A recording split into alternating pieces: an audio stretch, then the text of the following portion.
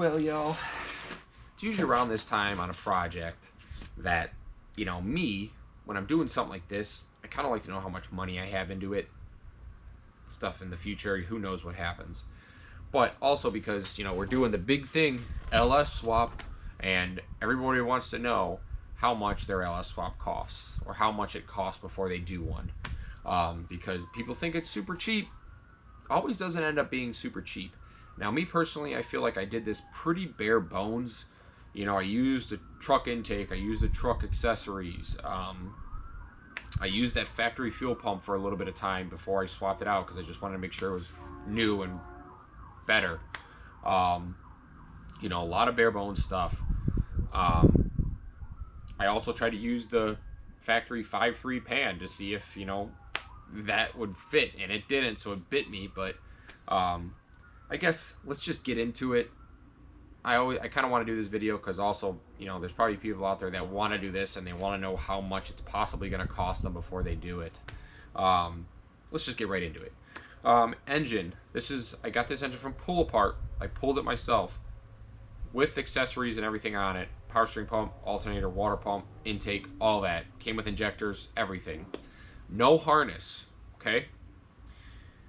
$350. Now, I think I could have got the harness, but I knew I already had one, so I wasn't messing with it. $350. Now, I recommend going possibly on Facebook and buying one off of somebody, and for an extra $100 to $200 just to save yourself the time if you're kind of by yourself like I am. Now, if you got a buddy that'll go with you on a Friday or Saturday or something, do it. It's better with two people. By yourself, it sucks. We'll get to engine oil. Engine oil, I spent $60.45. Now, I think I did 2 oil changes on here because I had to actually swap the pan out because I thought I knew more than the internet, but I don't. So, $60.45. If you want to split that in half, go ahead, but that's still what we spent. I also put radiator hoses and coolant in here. Yes, I kept my receipts for coolant, okay? I'm a nutcase. Anyway, we spent $73.95 on that. During this, I think I'm going to have something over here maybe, if I figure out how to do it, going down each section here as far as pricing. Next is belt, $32.39. Now, I put 2 in there because I bought the wrong one, but I still spent the money, so I had to put it on there. I bought the one for the bigger alternator and by accident. If you go back and watch where I'm trying to clearance the hood and stuff, you'll understand that. Next thing is a big one, throttle cable and bracket. You need a throttle cable, and it was good because it was actually an LS1 cable that I used for it, from like a 4th gen Camaro. And the bracket I got off Amazon. I had to mess with it a little bit. I have a section in the videos back there where I did that. That was $60.19. Down to the UMI and ICT engine mounts. So you've seen the ICTs where it's like that big silver billet aluminum piece that's got a bunch of holes on it that's on everybody's LS swap. I had to buy that, and then also there was the metal mount that goes from the engine to the actual body mount, pretty much you'd say. The engine mount that's on the car. Those were $113.15.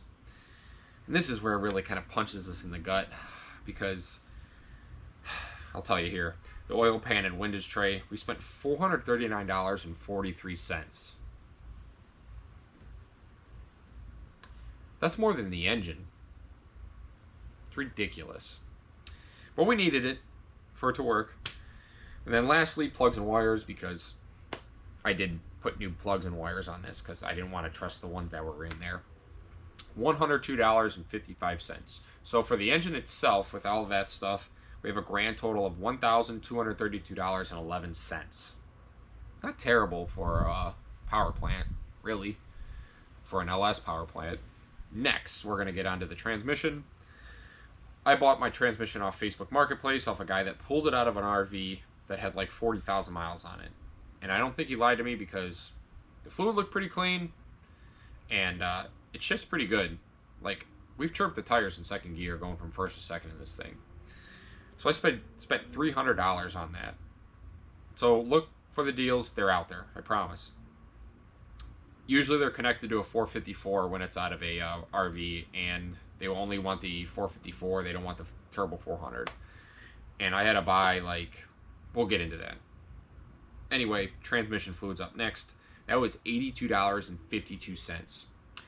Now, I think I bought like 4 gallons, and that was, I went on Walmart.com, and they had Valvoline Dextron 3 gallons for sale for like 18 bucks. I don't know if the deal's still going on or not, but if you go to like AutoZone and stuff like that, whew, they are racking it up there for that. It's like $32 or something. If you want to pay that, go right ahead, but try to find the deals. Next, we're going to get to the dipstick because I broke the dipstick putting this one in. And that's what happened. So $63.99. Next up is transmission lines. I made my own transmission lines.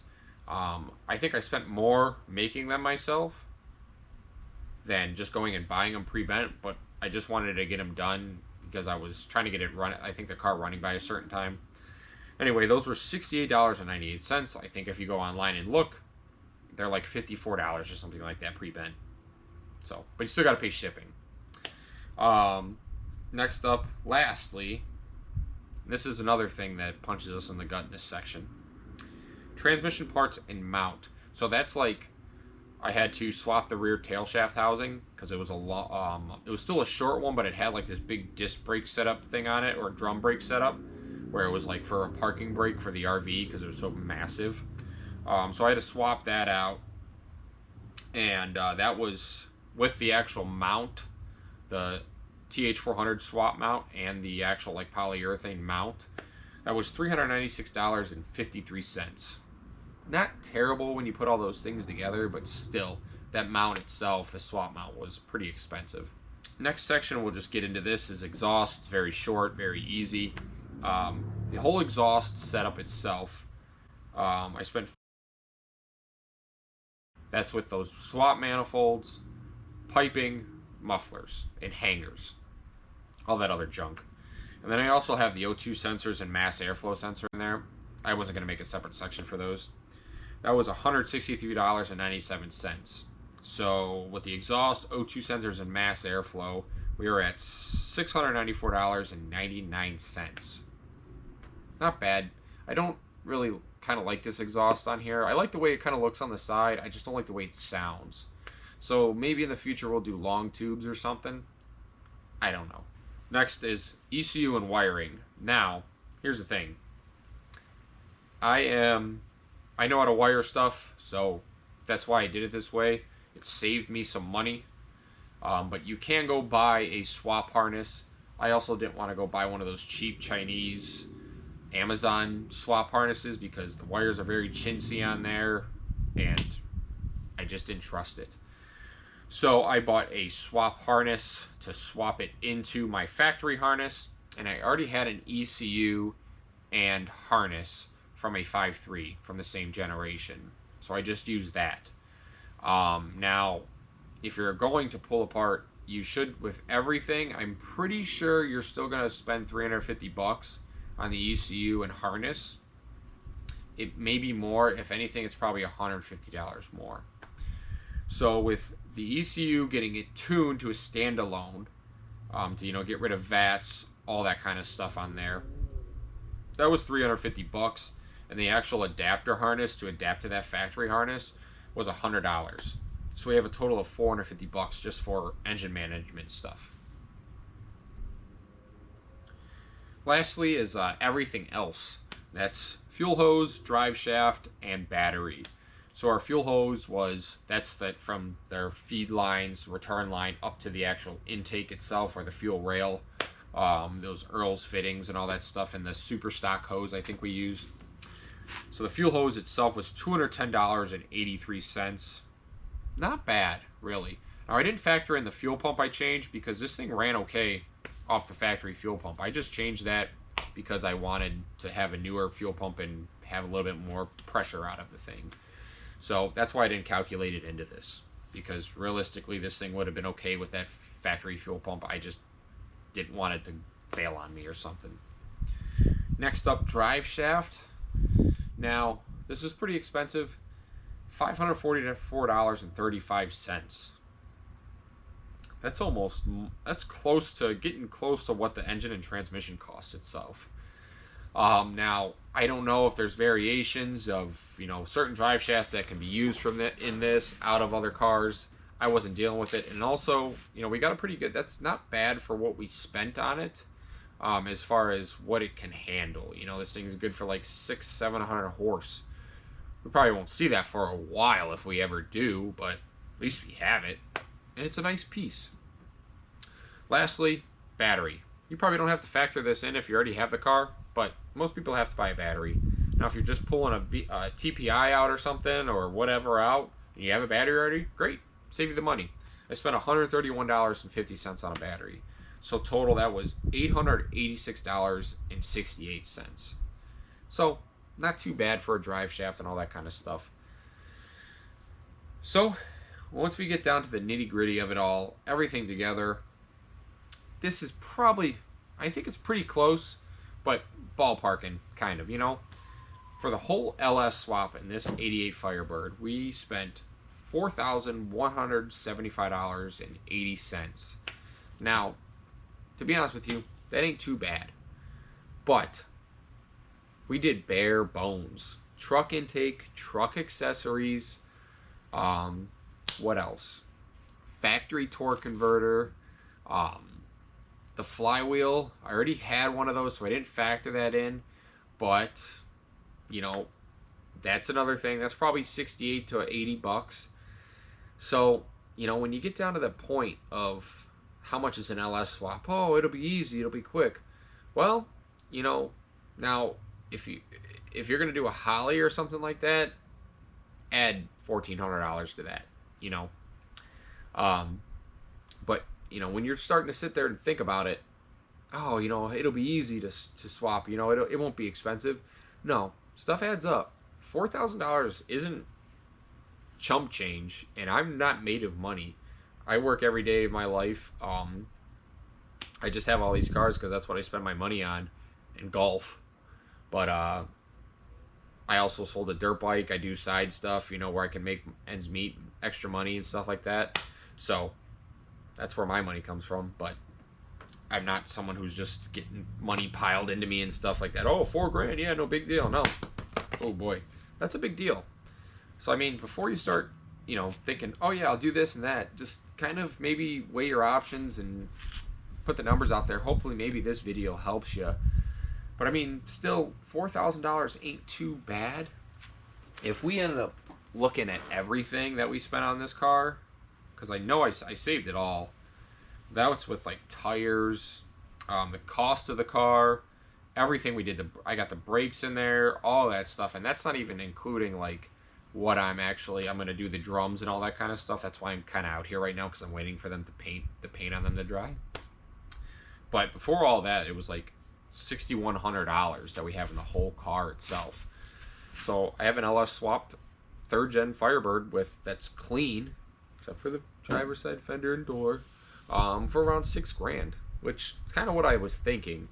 Now, if you have something that's in great shape, tires are great, car's great, you just stick with the TPI and you put a 5.3 in it, nice cam 5.3 or something. You're going to make good power with a cam 5.3. That's all I have in this white Camaro. I think it made 310 to the wheel, and it's fun to drive. What else? And I think if you have a factory like your 700 R4 in your Camaro, your 3rd gen or whatever, they'll work. It'll work to the 5.3. Now, I don't know what you need to use for all that to work.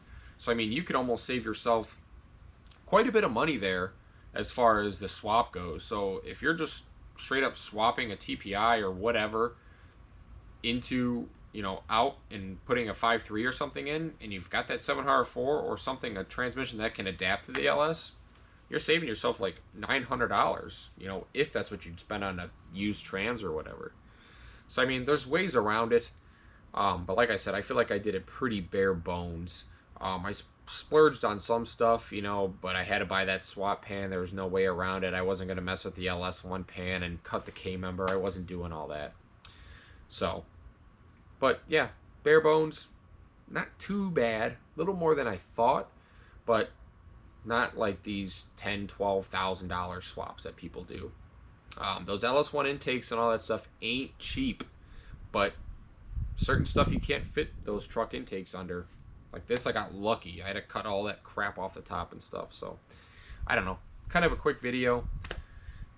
Hopefully an informative video. And I hope this helps some of you guys out if you're thinking about it. So, thanks for watching. Thanks for coming. If you like that, leave a like, comment if you want to hear some other stuff, or if you have any questions. I do have certain part numbers and stuff like that, so always leave me a comment. I will respond to you. Hit that subscribe button for me. Thanks for coming. Thanks for watching. Take it easy.